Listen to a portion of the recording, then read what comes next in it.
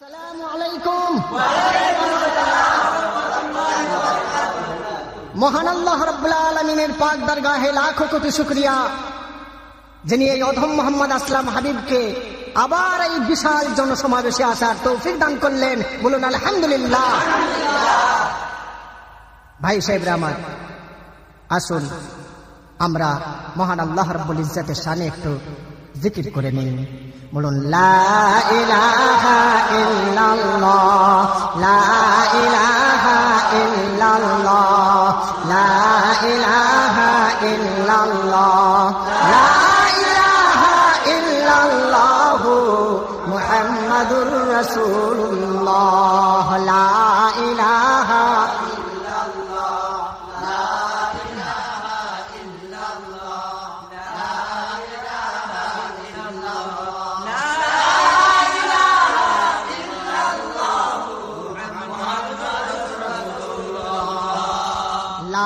মানে নেই কেউ সাহারা।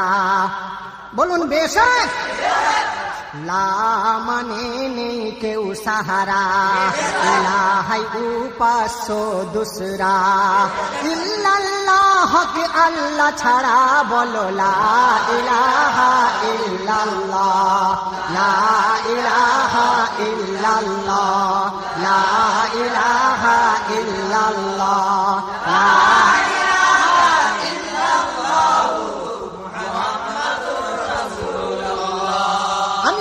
জিজ্ঞাসা করব জিকিরের মাধ্যমে, বলুন আল্লাহ ছাড়া আর কেউ আছে? আমি বলবো সৃষ্টিকর্তাকে, আপনারা বলবেন আল্লাহ।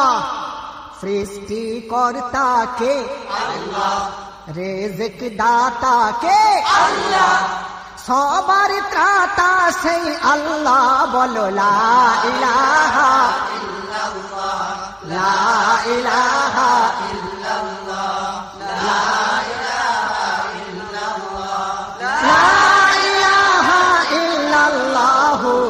মুহাম্মাদুর রাসূলুল্লাহ।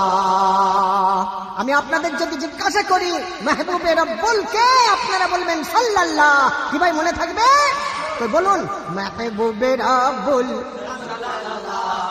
আখিরি রাসূল সাল্লাল্লাহ, এ কুল ও কুল সাল্লাল্লাহ। বলো মুহাম্মদ রাসূলুল্লাহ, লা ইলাহা ইল্লাল্লাহ, লা ইলাহা ইল্লাল্লাহ, লা ইলাহা ইল্লাল্লাহ মুহাম্মাদুর রাসূলুল্লাহ। রহমত ওয়ালা এক আল্লাহ, ইজ্জত ওয়ালা এক আল্লাহ, কিসমত ওয়ালা এক আল্লাহ। বলো লা ইলাহা ইল্লাল্লাহ, লা ইলাহা ইল্লাল্লাহ, লা ইলাহা ইল্লাল্লাহ, লা ইলাহা ইল্লাল্লাহ। নূরুল আলা সাল্লাল্লাহ, কৌসার প্যালা সাল্লাল্লাহ, নূরুল আলা সাল্লাল্লাহ, কৌসার প্যালা সাল্লাল্লাহ, পারের ভেলা সাল্লাল্লাহ। বলো মুহাম্মদ রাসূলুল্লাহ, লা ইলাহা ইল্লাল্লাহ, লা ইলাহা ইল্লাল্লাহ, লা ইলাহা ইল্লাল্লাহ মুহাম্মাদুর রাসূলুল্লাহ। আলহামদুলিল্লাহ, আলহামদুলিল্লাহ নাহমাদুহু ওয়া নাস্তাঈনুহু ওয়া নাস্তাগফিরুহু ওয়া নু'মিনু বিহি ওয়া নাতাওয়াক্কালু আলাইহি ওয়া নাউযু বিল্লাহি মিন শুরুরি আনফুসিনা ওয়া মিন সাইয়্যাতি আমালিনা। মান ইয়াহদিহিল্লাহু ফালা মুদিল্লা লাহু ওয়া মান ইউদ্লিলহু ফালা হাদিয়া লাহু। ওয়া নাশহাদু আন লা ইলাহা ইল্লাল্লাহু ওয়াহদাহু লা শারীকা লাহু ওয়া আশহাদু আন্না সাইয়্যিদানা ওয়া হাবিবানা ওয়া নাবিয়্যানা ওয়া মাওলানা মুহাম্মাদান আবদুহু ওয়া রাসূলুহু সাল্লাল্লাহু তাআলা আলাইহি ওয়া সাল্লামা তাসলিমান কাসীরান কাসীরা। মুহতারাম বুজুর্গ দোস্ত, মহান আল্লাহ রাব্বুল আলামিন আমাদেরকে যে ইবাদতের ঢং শিখিয়েছেন তার মুখ্য ইবাদত হয় দোয়া।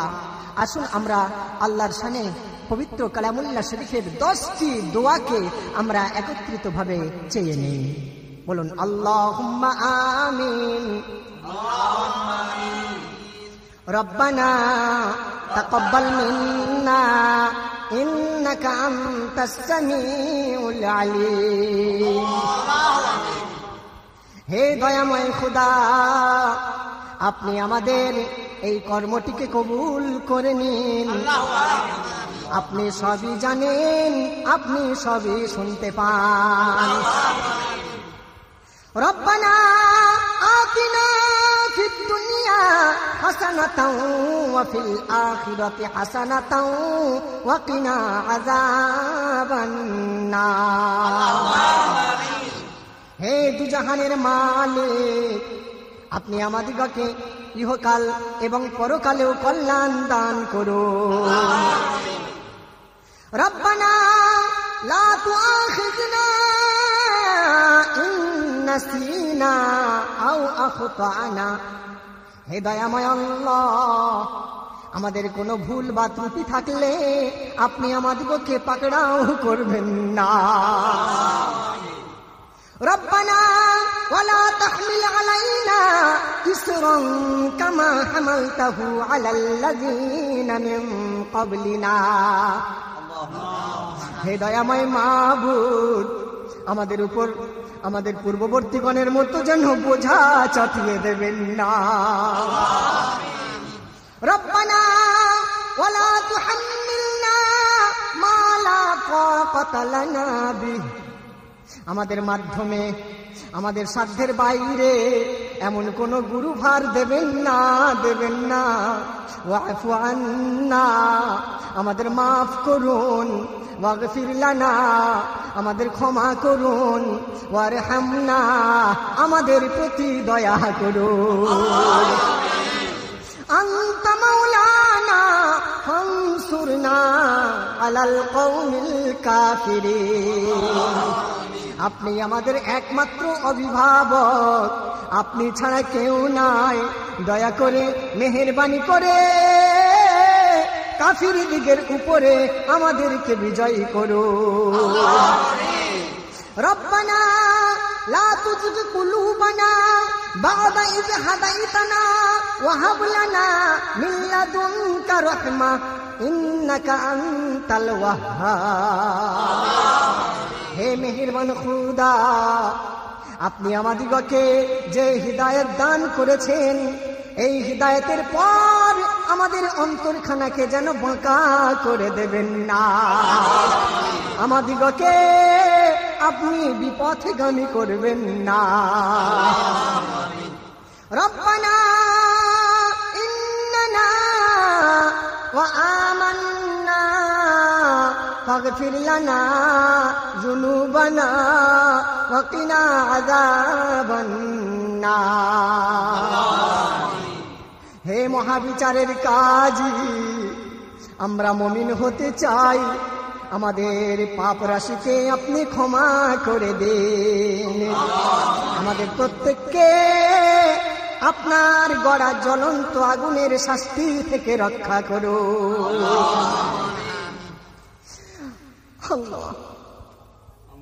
আল্লাহুম্মা মালিকাল মুলকি তু'তিল মুলকা মান তাশাউ ওয়া তানজিউল মুলকা মিম্মান তাশাউ। ওগো মালিকে বেনিয়াজ আল্লাহ, तमाम রাজ্যের মালিক তো কেবল আপনারই।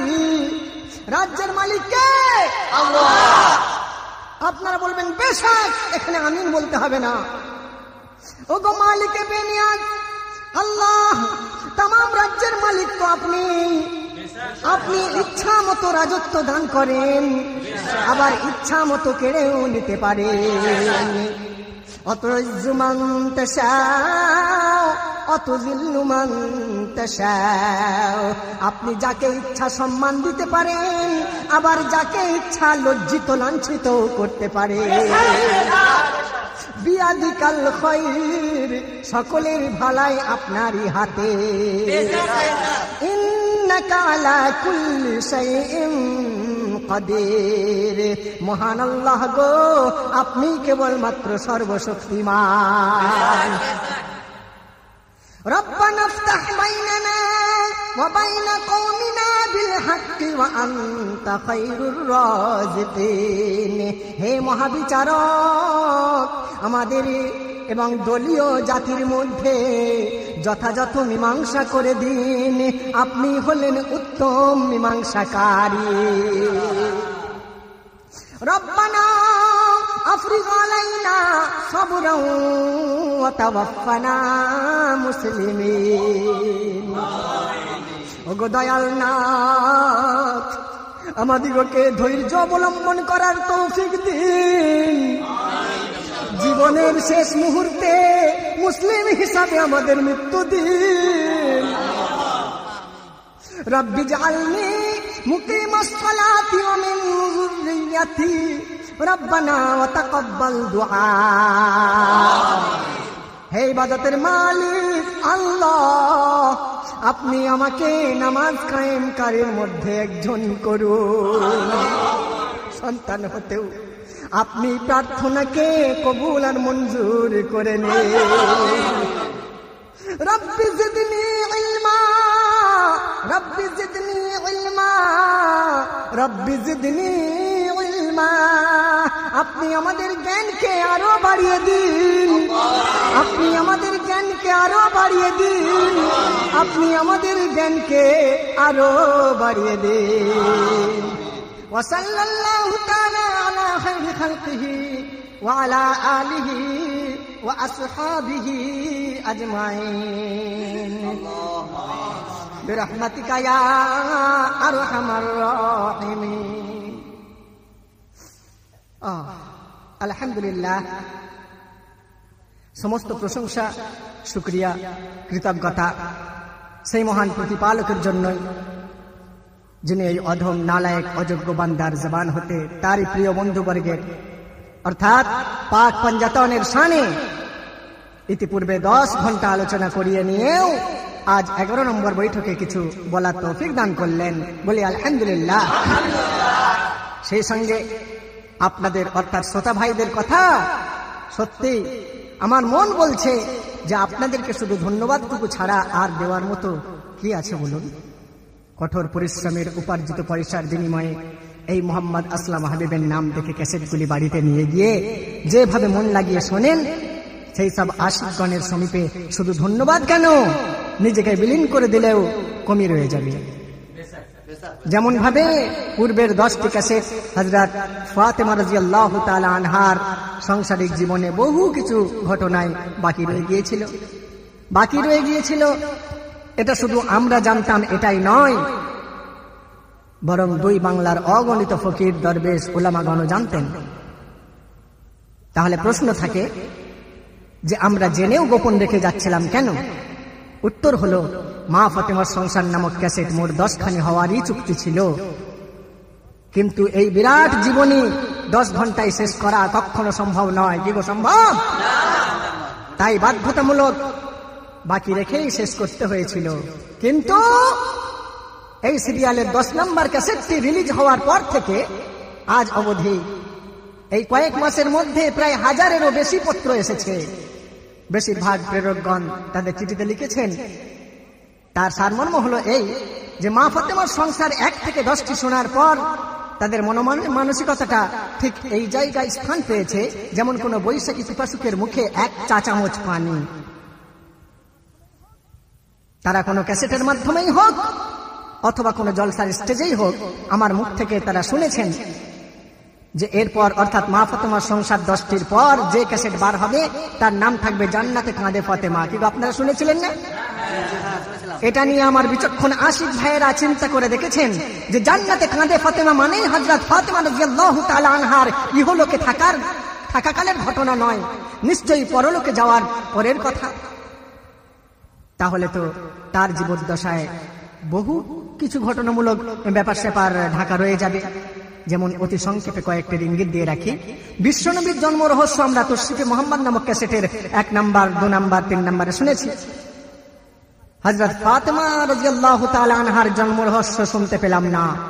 হযরত ফাতেমার বিবাহিত জীবনে অনেক কথাই শুনলাম, কিন্তু বিবাহের আগে এক ইহুদি মহিলা ফাতেমার মাথায় নর্দমা ঢেলে দিল কেন? পরে সেই ইহুদি মহিলার কি হলো? তশরিফে মুহাম্মদ 3 নম্বরে বিশ্বনবীর আম্মাজান হযরত আমিনা রাদিয়াল্লাহু তাআলা আনহার ইন্তেকালের সময় শিশু নবীর অবস্থা সম্পর্কে আমরা শুনলাম। কিন্তু হযরত খাদিজার ইন্তেকালে বেটি ফাতেমার সেই করুণ রহস্য গোপন থাকলো কেন? নবী পাকের 4 জন বিবি প্রকাশ্যে দিবালকের 6 বছর বয়স্কা মাসুম বেটি ফাতেমার কাছে তাদের হার স্বীকার করেছিল কেন? কোন আমল দেখে? এ ধরনের বহু প্রশ্ন এবং অনুরোধ আছে। এত সব প্রশ্নের জবাব তো 1 ঘন্টায় বলা সম্ভব নয়। পরের অপেক্ষায় থাকলে ইনশাআল্লাহ আরো বহু কিছু জানা যাবে। যাই হোক, আজ খাতুনে জান্নাত হযরত ফাতেমা জাহরা রাদিয়াল্লাহু তাআলা আনহার বহু ঘটনার কোনটি আপনারা শুনতে ইচ্ছুক? দয়াপূর্বক লিখিতভাবে আমায় জানিয়ে দিন, ইনশাআল্লাহ তার উপরে আলোচনা করা যাবে। এই সময় একবার দরুদ নজরানা পেশ করে নিয়ে আসুন। আল্লাহুম্মা সাল্লি আলা সাইয়্যিদিনা মাওলানা মুহাম্মদ ওয়া আলা আলি সাইয়্যিদিনা। নিয়ে আসুন। হ্যাঁ, ওই যে ভাই সাহেব লিখেছেন, নিয়ে আসুন। হ্যাঁ, পড়ুন ভাই। আল্লাহুম্মা সাল্লি আলা সাইয়্যিদিনা মাওলানা মুহাম্মদ ওয়া আলা আলি সাইয়্যিদিনা মাওলানা মুহাম্মদ। আচ্ছা, দেখি উনি কি লিখেছেন। হ্যাঁ, হযরত মাওলানা সাহেব। আচ্ছা, জানিয়ে রাখি, এই মাওলানা টাইটেলটা আমার মতো গুনাহগার ব্যক্তিকে সম্বোধন করে পবিত্র আখ্যাটিকে অপবিত্র করবেন না। আমি মাওলানা নই। যাই হোক, তারপর আমি মুর্শিদাবাদ জেলার ভগবানগোলার বাসিন্দা। আমাদের পার্শ্বস্থ নসিপুর বালাগাছি মাদ্রাসার জলসায় আপনার ওয়াজ শুনেছি। এখন আমাদের অনুরোধ থাকলো, ইমাম হাসান ও ইমাম হুসাইন রাদিয়াল্লাহু তাআলা আনহুকে নিয়ে মা ফাতেমার পরীক্ষামূলক কোনো অলৌকিক ঘটনা যদি শোনান তাহলে খুবই আনন্দিত হব। কি ভাই, আপনারা কি এতে সম্মতি দিচ্ছেন? দেখুন ভাই, ইমাম হাসান হোসেনকে নিয়ে মা ফাতেমার পরীক্ষামূলক একটি ঘটনা গজলের মাধ্যমে প্রায় 5 বছর আগে একটি ক্যাসেটে গিয়েছিলাম, যে ক্যাসেটটি আজও বিপুল হারে গ্রামে গঞ্জে চলছে। আমি নিজেও শুনি। বাহ, ক্যাসেটের নাম নওয়াসায়ে রাসূল। প্রথম গজলটা শুনে দেখবেন। তবে হ্যাঁ, ওই রকম ঘটনা যে আর নাই তা নয়, ঘটনা তো অগণিত। আরে এরা কারা? এই হাসান হোসেন কে? জামিনদার গো, জামিনদার। এই পাপি তাপি আশিকদের জামিনদার। আমরা একজনের জামিনদার হতে পারি না। কি গো স্বামীরা, আপনারা আপনাদের স্ত্রীদের জন্য কাল হাসরের মাঠে সুপারিশ করতে পারবেন? কেন পারবেন না? আমানতের খেয়ানতকারী হাসরের ময়দানে হাতে লুলো ও মুখে বোবা হয়ে উঠবে। কি গো, খেয়ানত করা থেকে নিজেকে বাঁচাতে পারেন? বলে যেটা জিজ্ঞাসা করবেন সেটা ছাড়া সব পারি। আল্লাহর নবী আমার আকায়ে নামদার, নবী দিগের সরদার, উম্মতের রহবার হুজুর সাল্লাল্লাহু আলাইহি ওয়াসাল্লাম, তার কলিজার টুকরা নয়নের মনি प्यारी बेटी हजरत सैयदा फातिमा জাহরা রাদিয়াল্লাহু তাআলা আনহাকে মন প্রাণ দিয়ে এমন ভালোবাসতেন, এত ভালোবাসতেন, সারা দিনের মধ্যে যদি কমপক্ষে একটি বার বেটির সঙ্গে বাপের দেখা না হতো, দিন ফুরিয়ে রাত্রি এসে গেলেও এশার নামাজের শেষে আমার নবী পাক টুক টুক করে হযরত আলীর দরজায় এসে দাঁড়িয়ে থাকতেন। বেটি ফাতেমার সঙ্গে দেখা করে খোঁজ খবর নিয়ে যেতেন। প্রতিদিনের মতো আজও সেই দয়ার নবী তার আদরের দুলালিকে এক পলক দেখার জন্য হযরতে আলী কাররামাল্লাহু ওয়াজহুর দরওয়াজায় আওয়াজ দিলেন। আওয়াজের পর আওয়াজ দিতে থাকেন। বারে বারে আওয়াজ দিয়েও বেটি ফাতেমার কোনো সাড়া শব্দ পাচ্ছেন না। সময় যত বাড়তে থাকে চিন্তাও তত বাড়তে থাকে। চিন্তায় অস্থির হয়ে নবী আমার মধুর কণ্ঠে আওয়াজ দিতে দিতে গুটি গুটি পায়ে ঘুরে গিয়ে জানালার পাশে গিয়ে দাঁড়ালেন। দরজার পাশে দাঁড়িয়ে আওয়াজের পর আওয়াজ দিয়েও যখন কোনো সারা শব্দ পেলেন না, অধিক চিন্তায় চিন্তিত হলেন। কারণ তিনি জানতেন যে সেই রাত্রিতে জামাতা হযরত আলী কাররামাল্লাহু ওয়াজহু বাড়িতে নাই। তা হোক না, বেটি ফাতেমা, মাসুম দুই বাচ্চা হাসান হোসেন এরা তো আছে, কারো কোনো সারা শব্দ আসছে না কেন? রাত্রি তো খুব বেশি হয় না, অনেক বাড়িতে এখনো এশার নামাজ পড়াপড়ি চলছে, এখনই কি সবাই ঘুমিয়ে পড়ল? নানাবিধ ভাবতে ভাবতে আল্লাহর হাবিব বেটি ফাতেমার জানালার নিকটে পৌঁছালেন। ভাইরে আমার, আল্লাহ রাসূল সাল্লাল্লাহু আলাইহি ওয়াসাল্লাম যখন বেটির জানালার কাছে দাঁড়িয়েছেন, তো বেটি ফাতেমার অন্ধকার ঘরের ভেতর থেকে কোপ্তা, কাবাব, বিরিয়ানি অথবা ভোলা গোশতের খুশবু আমার প্যারা নবীর নাক অবধি আসতে থাকলো। জানালার পাশে দাঁড়িয়ে নবীজি অনুভব করছেন, দেখা তো যাচ্ছে না, কারণ অতি প্রয়োজন না হলে হযরত আলীর ঘরে প্রদীপ জ্বলত না। তিনি অনুভব করলেন মা ফাতেমার ঘরের ভেতর থেকে যেন ভালো ভালো কোনো পাকানো সুস্বাদু আহারের খুশবু আসছে। এই সুস্বাদু আহারের মুগ্ধকর খুশবু পেয়ে আল্লাহর নবী, আল্লাহর হাবিব আনন্দিত হলেন, বড় খুশি হলেন। কারণ প্রায় তিনি দেখেছেন বেটি ফাতেমার রাত কাটতো অর্ধাহারে নতুবা অনাহারে। বহুদিন পর বেটির ঘরে সুস্বাদু আহারের খুশবু, সুতরাং তিনি খুশি হলেন। কিন্তু কোনো জবাব এলো না কেন? ও যাই হোক, তিনি আর কোনো আওয়াজ দিলেন না, নিঃশব্দে নিজের বাড়িতে চলে গেলেন। আল্লাহর রাসূল নিজের বাড়িতে গিয়ে মহান আল্লাহর শুকরগুজারির জন্য 2 রাকাত শুকরিয়ার নামাজ আদায় করলেন। মুনাজাত করে নবী দুজাহানের বাদশাহ ছেঁড়া কম্বলখানা পেতে নিয়ে খেজুর গাছের ছালের তৈরি বালিশখানায় মাথা দিয়ে ঘুমিয়ে পড়তে চেষ্টা করে। নবী সরওয়ারে কায়নাত অমন আরামের বিছানায়, কি জানি কোন ভাবনায়, চোখে কেন ঘুম নাই। আপনারা জানেন যে আল্লাহর নবীর বিছানা ছিল কেবল একটা খেজুর পাতার ছেঁড়া চেটাই, কিন্তু আজ বেটি ফাতেমার সংসারের খুশি দেখে সেই খুশিতে খুশি মেলাতে তিনি যত্নে রাখা ছেঁড়া একটি কম্বল বিছিয়ে নিলেন। কিন্তু কোনোভাবেই ঘুম চোখে আসছে না, শুধু ভাবতেই থাকলেন। ভাবতে ভাবতে হঠাৎ আল্লাহর নবীর মনে পড়ে যায় যে ফাতেমা তার আব্বাজানকে একটা দিন না দেখে থাকতে পারে না, সেই ফাতেমা আজ সুস্বাদু আহারের মায়ায় পড়ে তার পিতার মুহাব্বত কেমনে ভুলতে পারে? কি গো পারে?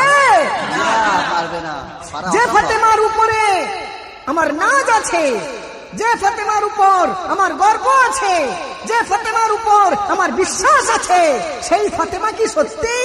না না না না না, এ আমি কি ভাবতে চলেছি? তাহলেও কারো কোনো সারা শব্দ পেলাম না কেন? না, নিশ্চয়ই ফাতেমার ঘরে কোনো বিপদ হয়েছে। ভাবতে ভাবতে ফজরের আজান হয়ে গেল। আল্লাহর প্যারা হাবিব বিছানা ত্যাগ করে অবিলম্বে ওযু করে 2 রাকাত তাহিয়াতুল ওযুর নামাজ পড়ে সোজা আল্লাহর ঘরের দিকে রওনা হলেন। মসজিদে যাওয়ার পথে একজন সাহাবা ছুটতে ছুটতে রাসূলুল্লাহ সাল্লাল্লাহু আলাইহি ওয়াসাল্লামের কাছে এসে বলতে থাকে আর চলতে থাকে। চলতে চলতে কি বলছে? ইয়া রাসূলুল্লাহ, আয়া হাবিবাল্লাহ, হুজুর গো, আমার বেয়াদবি ক্ষমা করবেন হুজুর। গতকাল আমার বাড়িতে কিছু মেহমান নেওয়াজির ব্যবস্থা করেছিলাম। মেজবানদারির শেষে অতি সামান্য আহার নিয়ে আমার বেটির মারফতে আপনার অনুমতি না নিয়ে শেরে খোদার দরবারে পৌঁছে দিয়েছি। হুজুর গো, আমি জানি জানি জানি আপনার আদরের দুলালি হযরত ফাতেমা তাজ-জাহরা রাদিয়াল্লাহু তাআলা আনহা তার নিজের ইচ্ছায় কারো কোনো উপঢৌকন গ্রহণ করেন না। যদি কোনো নিয়ামত গ্রহণও করেন তবে নিশ্চয়ই তিনি নিজ ইচ্ছায় ভক্ষণ করবেন না। বলতে বলতেই কাছেই মসজিদ এসে গেল। সাহাবার উত্তরে নবী পাক আর কোনো কথা বলার অবসর পেলেন না। ফজরের নামাজ আদায় করলেন। তারপর ফজরের নামাজ আদায় করে আল্লাহর নবী, আল্লাহর হাবিব বেটি ফাতেমার বাড়ির দিকে দ্রুত গতিতে হেঁটে হেঁটে চলেছেন। বাড়ির কাছাকাছি পৌঁছালেন। দূর থেকে ইমাম হাসান নানা জানের নুরি চেহারা খানা দেখতে পেয়ে দৌড় গতিতে নানা জানের কাছে এসে দুই হাত দিয়ে নবী পাকের কোমর খানা জড়িয়ে ধরলেন। মাসুম হাসান তখন ছোট, তো নবী পাকের কোমরটাকে জড়িয়ে ধরেছে। কি বলছে? আসসালাম আসসালাম, হাজারো সালাম ও নানা জান। আসসালাম আসসালাম, হাজারো সালাম ও নানা জান। হাজারো সালাম ও নানা জান। নবী পাক জমিনে হাঁটু গেড়ে বসে নাতি হাসানের মাথায় মুখে চুম্বন দিতে দিতে বলেন, হে খাতুনে জান্নাতের নিশান, ও আমার সোনা ভাই হাসান, আমার পক্ষ হতে তোমায় ওয়ালাইকুমুস সালাম। এখন বলো দেখি, গতকাল রাত্রে তোমরা কোথায় গিয়েছিলে? উত্তরে হাসান বলে, হে আমার নানা জান, আমরা কোথাও যাই না, তবে হ্যাঁ অন্যান্য দিনের তুলনায় একটু আগে হয়তো ঘুমিয়ে পড়েছিলাম। নবী আবার জিজ্ঞাসা করেন, ও আমার বন্ধু হাসান, বলো বলো গতকাল রাত্রে তোমরা কি খাদ্য আহার করেছিলে? উত্তরে হাসান কি বলছে? হযরত ইমাম হাসান রাদিয়াল্লাহু তাআলা আনহু নানা জানের উত্তরে কি বলছে? 3 দিন 3 রাত জোটেনি খানা,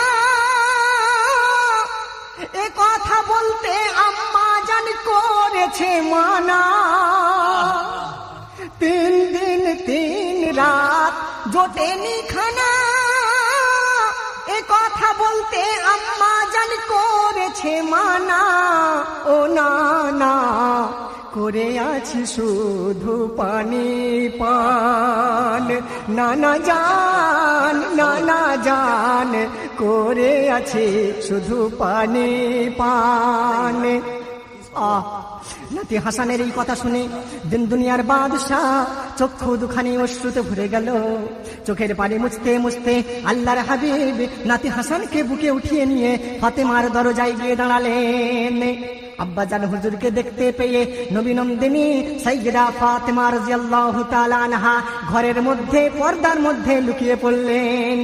নবী আমার গমগিন হয়ে গেলেন, চিন্তিত হয়ে পড়লেন, নির্বাক হয়ে দাঁড়িয়ে ভাবতে থাকেন যে ফাতেমা এক মাসুম বাচ্চি মেয়ের মতো দেখা মাত্রই আমার সামনে দৌড়ে আসতো, সেই ফাতেমা আজ আমা হতে লুকাতে চাই কেন? তবুও নবী পাক প্রিয়তমা বেটি ফাতেমা সম্পর্কে কোনো খারাপ মন্তব্য করতে পারলেন না, বরং স্থির করলেন নিশ্চয়ই ফাতেমা কোনো বাধাই পড়ে গেছে। তাহলে কি জামাতা আলী কাররামাল্লাহু ওয়াজহু সাক্ষাৎ করতে মানা করে গেছে? যদি তাই হয়ে থাকে তাহলেও তো পর্দার বাইরে থেকে কিছুটা জানা সম্ভব হবে। মনে করে আল্লাহর নবী, আল্লাহর হাবিব আপন বেটিকে উদ্দেশ্য করে বলে ওঠেন, আসসালামু আলাইকুম। সঙ্গে সঙ্গে ঘরের ভেতর থেকে বেটি ফাতেমা রাদিয়াল্লাহু তাআলা আনহা তার ক্ষীণ গলায় জবাব দিলেন, ওয়া আলাইকুমুস সালাম ইয়া রাসূলুল্লাহ। দয়ার নবী আমার সংকট কাটিয়ে একটু মজবুতির সঙ্গে দাঁড়িয়ে জিজ্ঞাসা করেন, ও ফাতেমা, গতকাল এশার নামাজের পর আমি তোমায় দেখতে এসেছিলাম। বেটি গো, ও ফাতেমা, তোমায় দেখা তো দূরের কথা, তোমার কোনো সাড়া শব্দ পর্যন্ত পেলাম না। কথা শেষ না হতে হতেই পর্দার মধ্য হতে বেটি ফাতেমা বলতে থাকেন, ইয়া রাসূলুল্লাহ, ইয়া হাবিবাল্লাহ, আব্বাজান হুজুর গো, আজ 3 দিন হলো এই ফাতেমার উনানে হাঁড়ি পর্যন্ত চাপে না। গতকাল সন্ধ্যায় কোন এক মহিলা তাদের বাড়িতে পাকানো কিছু উচ্চমানের খাবার উপঢৌকন দিয়ে গেছে, কিন্তু আমার হাসানের আব্বাজান বাড়িতে না থাকায় সেই খাদ্যটুকু আহার করতেও বা করাতে পারলাম না। মনস্থির করেছিলাম স্বামী বাড়িতে না থাকলেও অন্তত আপনার অনুমতি নিয়েই আমার হাসানকে খাইয়ে ঘুম পাড়াবো, কিন্তু ঠিক সময়ে আপনাকেও না পেয়ে স্বামীর বিনা দেশে ওই খাদ্য ভরা পাত্রটিও খুলতে পারলাম না। আমার মাসুম হাসান খিদের জ্বালাই কাঁদতে কাঁদতে কখন ঘুমিয়ে পড়েছিল। আমার কচি হোসেন নীরস স্তনটি মুখে নিয়েও কোনো মতে স্থির হচ্ছিল না। হে আমার আব্বাজান, কাল রাত্রে আপনি যখন এসেছিলেন আপনার প্রতিটি ডাক আমি শুনতে পেয়েছি, আপনার প্রতিটি পদক্ষেপ আমি গুনতে পেরেছি, কিন্তু আমি হতভাগিনী আপনার ডাকে সাড়া দিতে, আপনার পাশে গিয়ে দাঁড়াতে পারছিলাম না। হে আমার আব্বাজান, আমি সে সময় মজবুর ছিলাম। মজবুরিটা ছিল এই যে আমার হোসেনের অস্থিরতা দমানোর জন্য আমার জিহ্বাখানা আমার হোসেনের গালের মধ্যে রাখা ছিল। আমার হোসেন যখন আমার জিভটা তার কচি নরম গালের মধ্যে নিয়ে চুষতে চুষতে সবেমাত্র ঘুমিয়ে পড়েছিল, ঠিক সেই সময়ে আপনি এই ফাতেমার দরজায় এসে দাঁড়িয়েছিলেন। তারপর আপনি যখন আওয়াজ দিতে দিতে আমার জানালার পাশে এসে দাঁড়ালেন, আমি অস্থিরতার সঙ্গে আমার হোসেনের গালের ভেতর থেকে আমার জিভটাকে বার করে নিতে চেষ্টা করলাম। যতবার চেষ্টা করি ততবারই বাচ্চা আমার লড়ে উঠতে থাকে।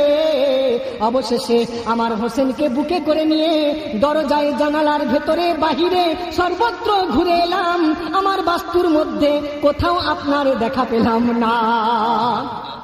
হে আমার আব্বাজান, সন্তানের মায়ায় আল্লাহর রাসূলের দিদার থেকে বঞ্চিত থাকায় যে ব্যথা পেয়েছি, আমি যে যন্ত্রণা পেয়েছি, সে যন্ত্রণার তাকিদে সারা রাত্রির এক মুহূর্ত আমার চোখে ঘুম আসে না।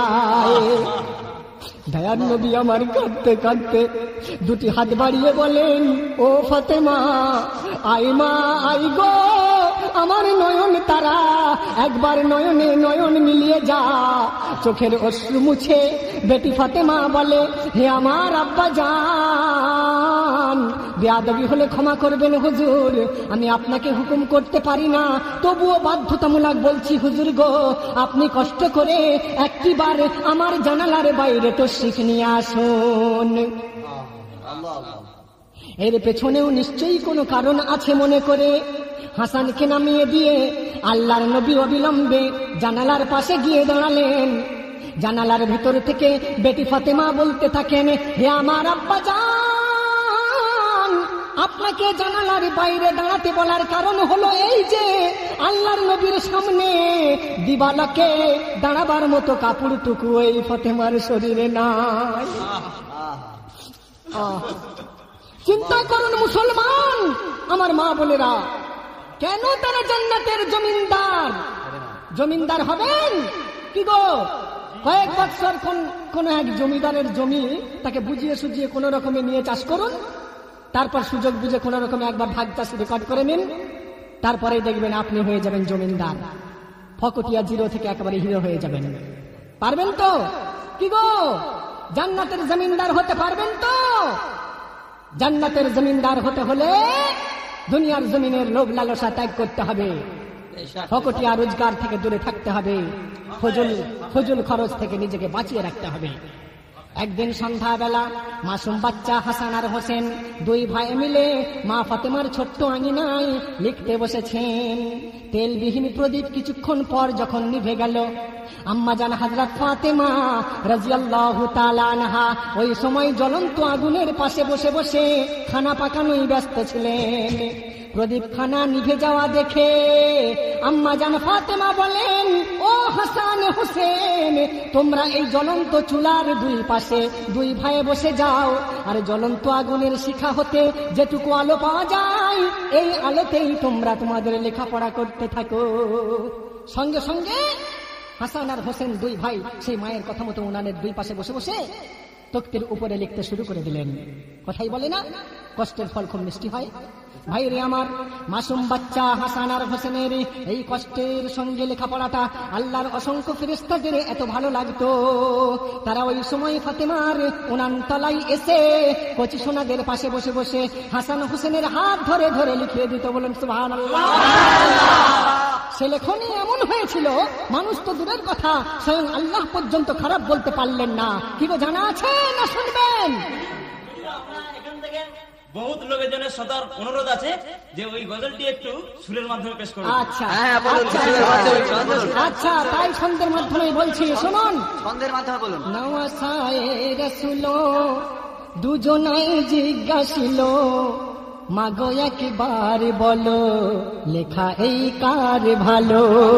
নওয়াসায়ে রাসূল দুজনাই জিজ্ঞাসিল, মাগো একবার বলো লেখা এই কার ভালো। মা ফাতেমা জাহরা দুটো লেখাকে দেখে মনে মনে চিন্তা করছেন। মা ফাতেমা ভাবে মনে মনে, লেখা কার ভালো বলি কেমনে। দুজনাই তাকিয়ে আছে মায়ের পানে, ব্যথা দেব আমি কার প্রাণে, বলো কার প্রাণে। মনের এই কথাগুলো দুই ইমাম না বুঝিল, বারে বারে জিজ্ঞাসিল লেখা এই কার ভালো। নওয়াসায়ে রাসূল দুজনাই জিজ্ঞাসিল, মাগো একবার বলো লেখা এই কার ভালো।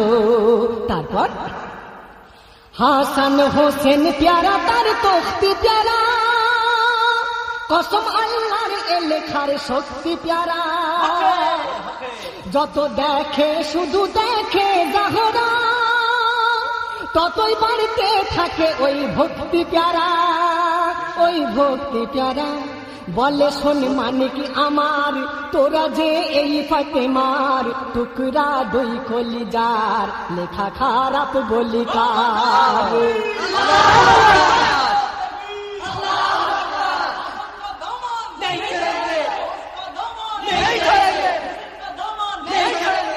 এ কথা শুনে তখন দুইটি ইমাম দুজনেই চাহিল মুছতে দুটি নাম।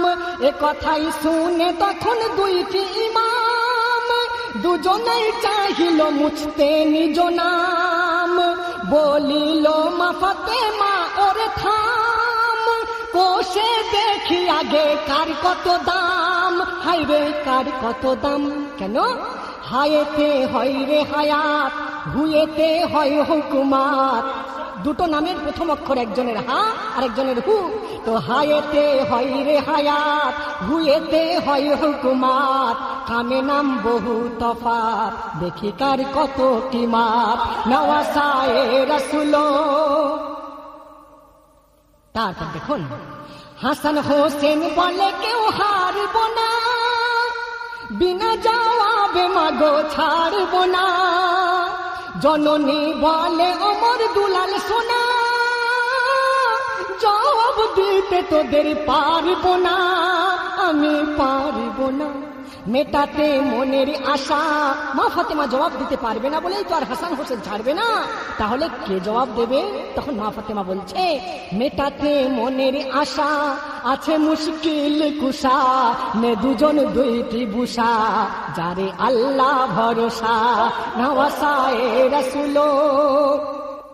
আব্বাজানকে যখন জিজ্ঞাসা করছে ইমাম হাসান আর হোসেন, আব্বাজান গো, কার লেখা ভালো আপনি বলুন। তো দুই সন্তানের এই লেখা দেখে আলহামদুলিল্লাহ বলে উঠল মুখে। যত নামাজি দেখে ঝুঁকে ঝুঁকে, মাসুমদের নিয়ে সবাই লাগায় বুকে, সবাই লাগায় বুকে।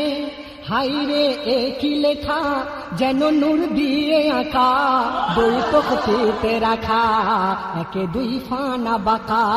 হাইরে একই লেখা যেন নূর দিয়ে আঁকা, দুই তখতিতে রাখা, একে দুই ফানা বাঁকা। এখন অত বিচক্ষণা ফাতেমা, সারা দুনিয়ার প্রশ্নের উত্তর যে ফাতেমার কাছে, তাই না ভাই? আচ্ছা নারীরা, হ্যাঁ, আমার মা বোনেদের উদ্দেশ্যে দুটো প্রশ্ন রাখছি। প্রশ্ন দুটি হলো এই যে, একটি হলো কোন কোন মেয়েদের মাথায় পোকা হয়, যাকে আমরা উকুন বলে জানি। এই উকুন দক্ষিণ দিকে মুখ করে এক পাও হাঁটতে চায় না, কেন? আর দ্বিতীয়টি হলো ঋতুস্রাব সর্বপ্রথম কোন নারীর হয়েছিল এবং কেন? এই দুটি প্রশ্নের উত্তর অথবা যে কোনো একটি প্রশ্নের উত্তর ডাকযোগে 25 পয়সা দামে পোস্ট কার্ডে লিখে পাঠিয়ে দেন। বদলে পাবেন দুইখানে আকর্ষণীয় পুরস্কার, যা একটি নারীর জন্য সারা জীবন চলার মতো। একটিতে প্রাপ্তি স্বীকার। উত্তর পাঠানোর ঠিকানা মোহাম্মদ আসলাম হাবিব, গ্রাম পোস্ট ভেকুটাল, বানানটা বলি, ভয়েকার কয়হস্য টয়াকার ল, ভেকুটাল, থানা উলুবেড়িয়া, জেলা Howrah, pin number 711-315, West Bengal.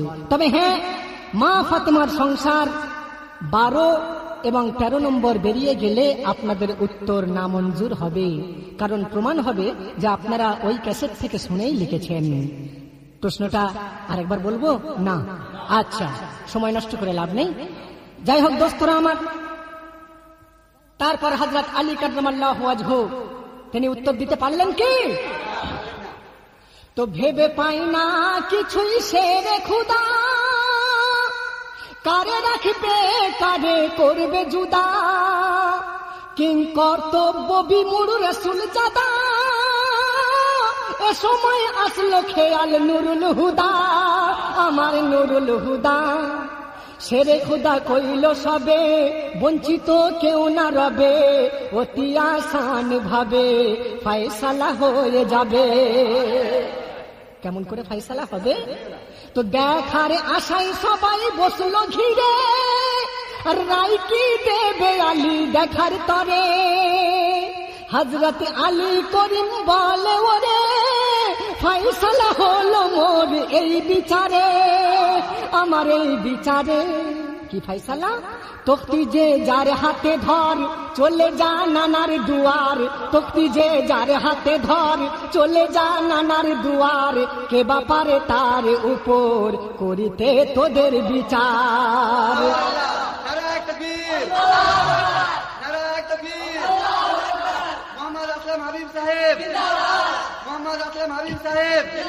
তারপর শুনুন ভাই, তখতি নিয়ে চলে হাসান হোসেনা, হযরত আলীর চোখে অশ্রু ধরে না, বলে মিনতি করে আর আব্বানা, লাজ রাখে যেন মোর শাহে মদিনা, আমার শাহে মদিনা। দুজনার তখতি হাতে নানাজির বাড়ির পথে, ভাবিছে যেতে যেতে আছে কার কি কিসমতে। আমাদের কিসমতে কি আছে, নানাজি যে কি বলবেন তিনি নিশ্চয়ই বিচার তো করবেন, কিন্তু কে হারবে কে জিতবে কি কিসমতে আছে আল্লাহ জানে। তাই দুজনে চিন্তা করতে করতে যাচ্ছে। নানাজির দ্বারে যখন পৌঁছে গেল, আরে নানাজি নাতির পানে দৌড়ে এলো। আমার নবী পাক ইমাম হাসান আর হোসেনকে কত ভালোবাসতেন, অন্তর দিয়ে দেখুন।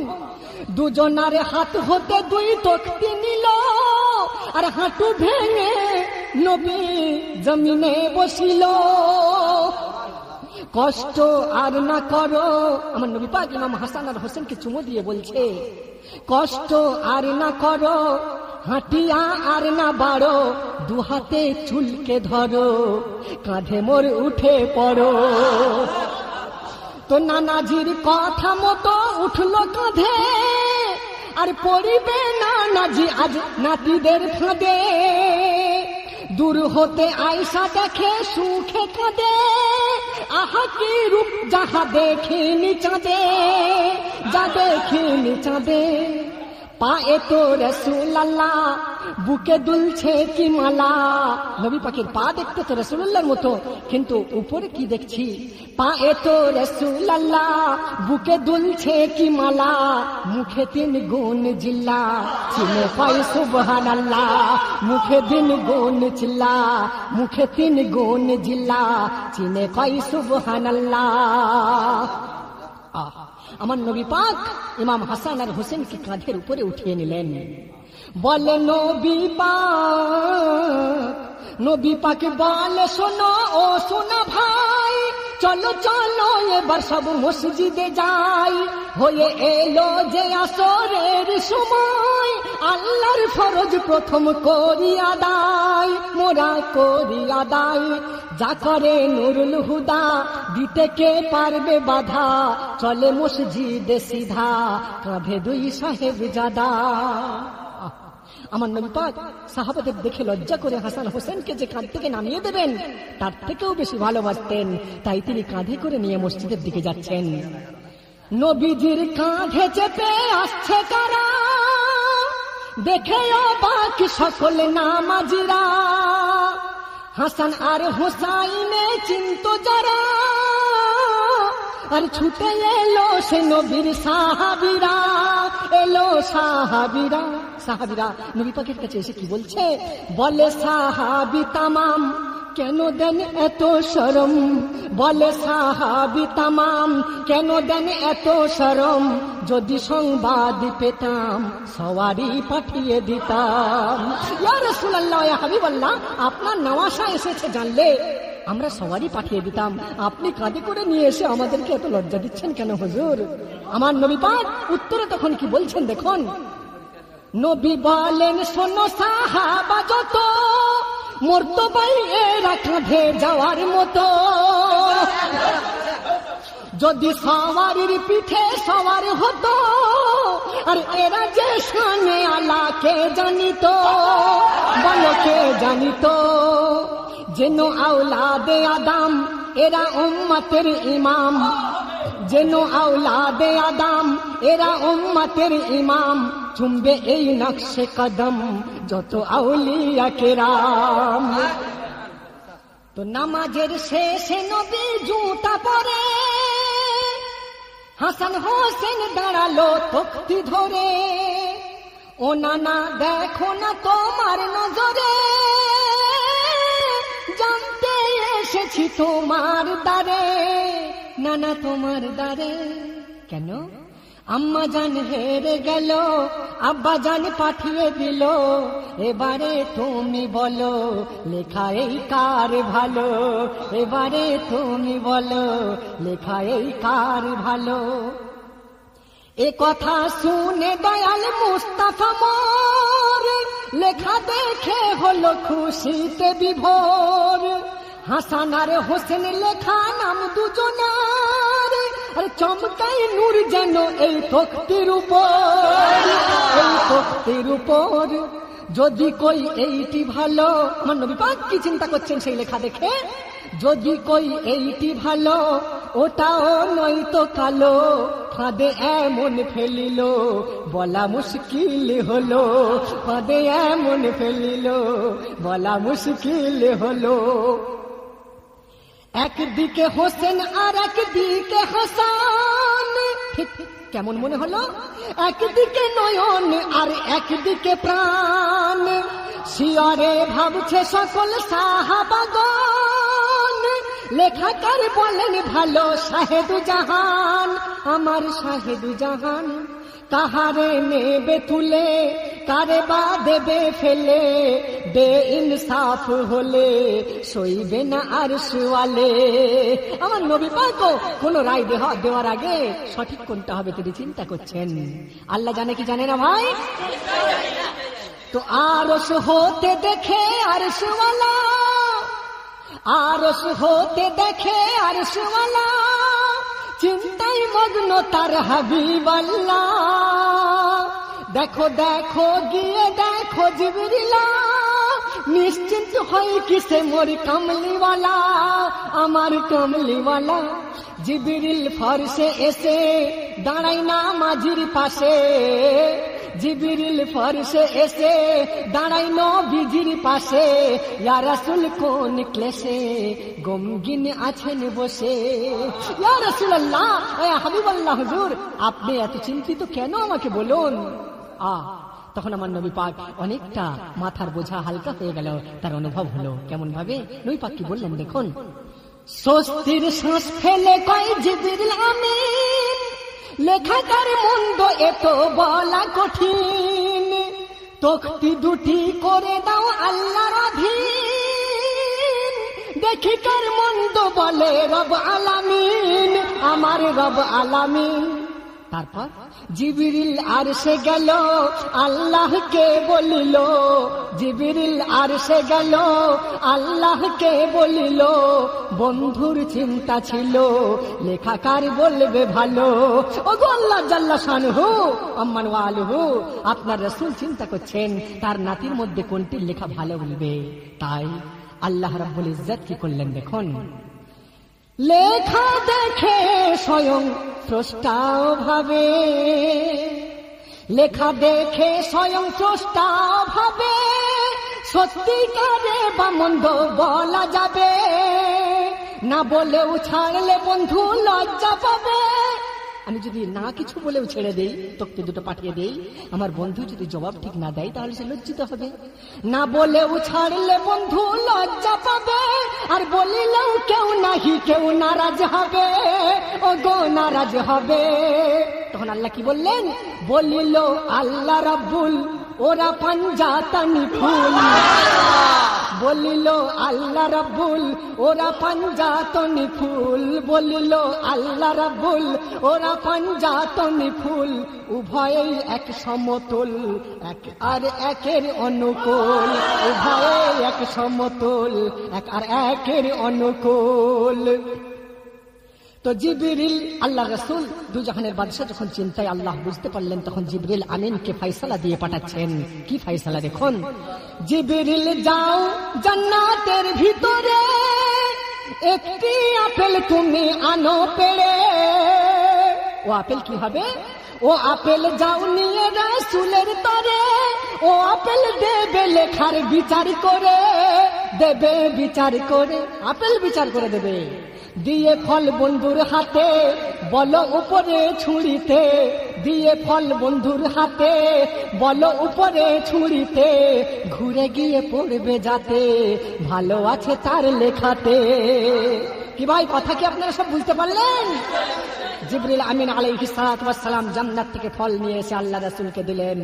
ইয়া রাসূলুল্লাহ, এই ফলটা আপনি আসমানের দিকে তুলে দেন, ফল ঘুরে এসে যার তখতির উপরে পড়বে আপনি বলবেন তার লেখাটাই ভালো। জিবরিল নবীর হাতে ফলটি দিল, আর সে ফল উপরে ছুঁড়িতে বলিল।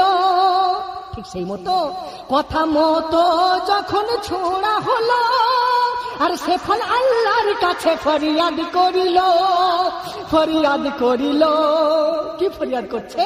বলো গো আল্লাহ মোরে পড়িব কার উপরে, বলো গো আল্লাহ মোরে পড়িব কার উপরে, স্থান দেবে কার শিরে, গিরাবে কার নজরে। যদি হাসানের সিলেটে পড়ি তাহলে হোসেনের কাছে আমি ঘৃণিত হয়ে যাব, যদি হোসেনের সিলেটে পড়ি হাসানের কাছেও তাই। যদি হাসানের তখতির পানে ধাই, তোমার হোসেন ঘৃণা করবে আমায়, তা বুঝে যদি হোসেনের দিকে যাই, কি মুখে ঠাই পাবো হাসানের পাই, হাসানের পাই। যারা নেকি বান্দা তোমার আমি যে তাদের আহার, যারা নেকি বান্দা তোমার আমি যে তাদের আহার, ও গো পরওয়ার দেগার কেমনে করি অবিচার। মাঝে মাঝে আমি কিছু কথা আপনাদের কাছে বলতে পারতাম, কিন্তু বলার সময় নেই ভাই, শেষ হয়ে এসেছে। তারপর শুনুন, জান্নাতের আপেল কাঁদে মানের ভয়ে, এদিকে দুনিয়াওয়ালা রয় তাকিয়ে। আল্লাহ বলে আপেলে পড় না গিয়ে, আর দুজনের তকতিতে দুই টুকরা হয়ে সে আপেল আর না থেমে টুকরা হয়ে নবীর প্রেমে, সে আপেল আর না থেমে টুকরা হয়ে নবীর প্রেমে, পড়িয়া দুইটি নামে রাসূলের কদম চমে।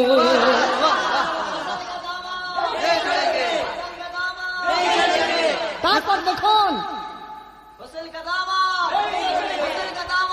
আচ্ছা ভাই, আমার আশিক ভাইরা, আপনারা আপনাদের ইশকের কথাটা বলতে থাকুন, কিন্তু আমার কথার উপরে যদি চলে যায় তাহলে আমার দর্শক ভাইরা বুঝতে পারবে না। তারপর দেখুন, আল্লাহ রাব্বুল আলামিন তিনি যখন ফলকে বললেন দু টুকরা হয়ে দুজনে সিলেটের উপরে পড়ে যাও, তো যখন ফল চিন্তা করলো আমি হাসান আর হোসেনের ওতে টুকরা হয়ে পড়বো, পাশে আমার রাসূল রয়েছেন, তাই পড়া মাত্রই রাসূলের কদমে গিয়ে জমা হলো, চুমা করতে লাগলো। আল্লাহ রাসূল তখন কি শিক্ষা দিলেন সাহাবাদেরকে? এ দৃশ্য দেখে সবাই হলো অবাক, আর তখনই বলে ওঠেন মোর নবী পাক, দেখি রে জগৎবাসী আই তোরা দেখ, আমার আল্লাহ তাআলা কেমন বিচারক, কেমন বিচারক, যে তারে ভালোবাসে সে তারই দুঃখ নাশে, ডাকিলেই ছুটে আসে, দেখো একবার মিশে। আল্লাহকে যদি ডাকার মতো ডাকা যায় ভাই, নিশ্চয়ই হার বিপদে উদ্ধারিত তিনি নিশ্চয়ই আসেন। শেষ কথা, শেষ ছন্দে শুনবেন। ইরশাদ করেছেন আখেরি নবী, হাসান হোসেন যে তার প্রতিচ্ছবি, পাঞ্জাতনের শানে খুব দলিলি, এই কথাটা ভালো করে মনে রাখবেন। ছাড়িলে এ ফুল টুকুল হারাবি, আর ধরিলে আসলাম তুই সবই পাবি, ওরে সবই পাবি। এ মোর আওলাদে আলী শূন্য নয় রে ঝুলি, এ মোর আওলাদে আলী শূন্য নয় রে ঝুলি, চুপি চুপি তোরে বলি এ যে জান্নাতের মালি, চুপি চুপি তোরে বলি এ যে জান্নাতের মালি।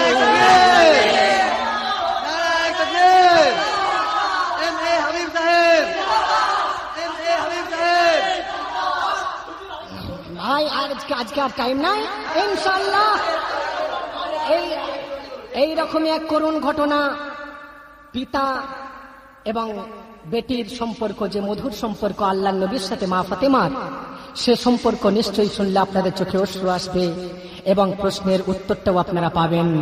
ক্যাসেট এর পরের ভলিউম খোঁজ করবেন, তখন ইনশাআল্লাহ আবার আপনাদের সঙ্গে দেখা হবে। হ্যাঁ ইনশাআল্লাহ আগামীকাল এসে, হ্যাঁ ঠিক আছে। আচ্ছা, খুদা হাফিজ, আসসালামু আলাইকুম।